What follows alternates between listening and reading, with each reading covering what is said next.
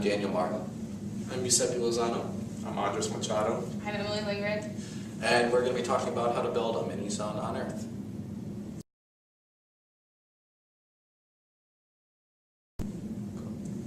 Alright, so as you know, our goal is to create a mini sun on the Earth.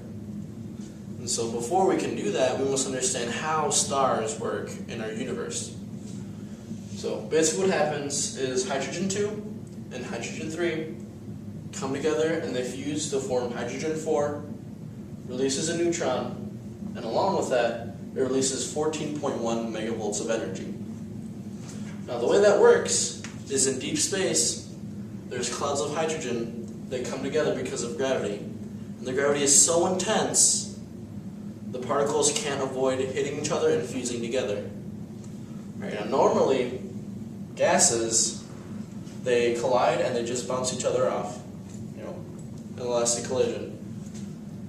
But like I said before, the gravity doesn't allow them to repel, thus overcoming the Coulomb barrier and letting the strong force take over and becoming a natural fusion reactor.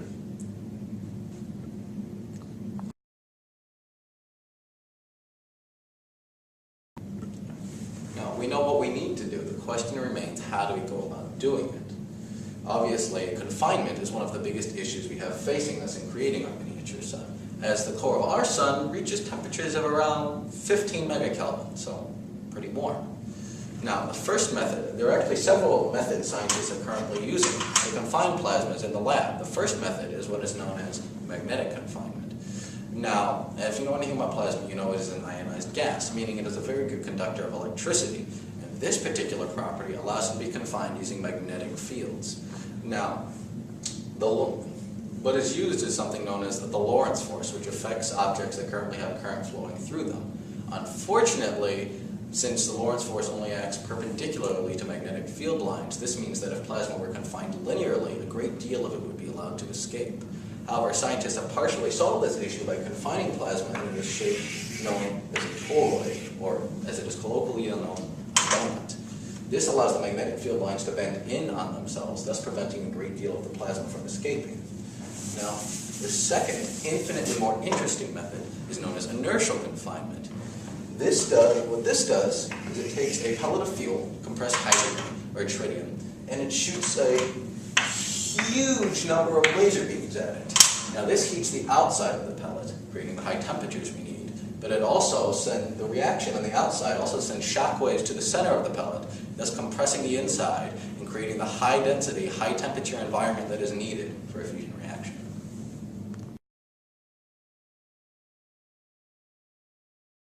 Now that we know how we're going to design the reactor, we need to know what materials we're going to use. The plasma-facing component that makes up the first wall needs to be able to withstand a neutron flux of about 100 times that of pressurized water reactors, and it needs to do so long enough to be economically viable. It also needs to allow the passage of large heat flux, and it needs to withstand intense and fluctuating magnetic fields. In addition, it cannot become so radioactive that it produces too much radioactive waste when it gets replaced or when the plant gets decommissioned, and it cannot contaminate the plasma too much. There are two possibilities for materials used in fusion reactors, those with low proton number and those with high proton number. In regards to low proton number, you're usually looking at graphite, although in some cases beryllium. The main disadvantage of graphite is that it has a lot of sputtering, and many atoms get ejected from the material when it's bombarded by energized particles. When these atoms return and get redeposited, they also deposit tritium into the walls, and this can build up, and that's first and foremost wasteful because the tritium is not being used in the reaction anymore, and it's also potentially dangerous in case of an accident. The high proton number material that's most commonly used is tungsten. The main advantage of tungsten is that it does not have this sputtering problem, and so very low amounts of tritium get deposited back into the walls. Although it has the disadvantage that tungsten impurities in the plasma are much more damaging than carbon impurities in the plasma. Now, these materials have not been tested very much, but the International Fusion Materials Irradiation Facility is going to use an accelerator-based neutron source to test materials for fusion reactors. In addition, here at U of I, we have a plasma cannon that's used to test materials for fusion reactors.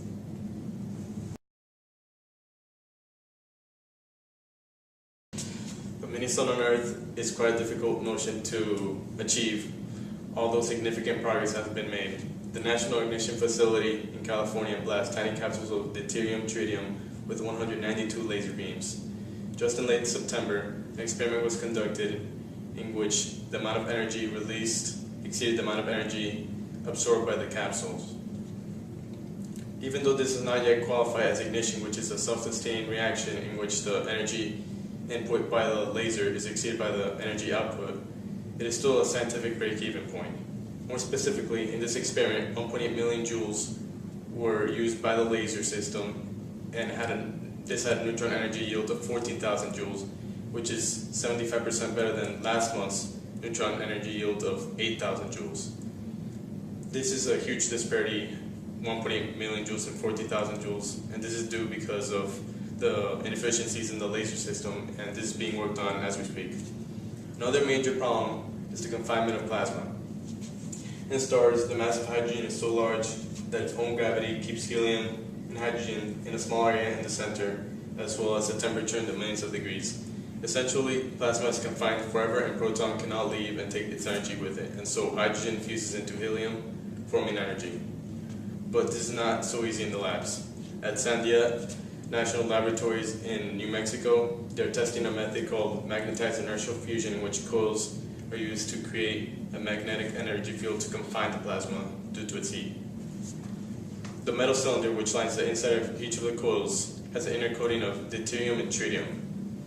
The metal liner is preheated with lasers and then hit with a current of millions of amperes. The current vaporizes the liner, but before it does so, it creates a magnetic field, a very strong magnetic field inside the one from the coils.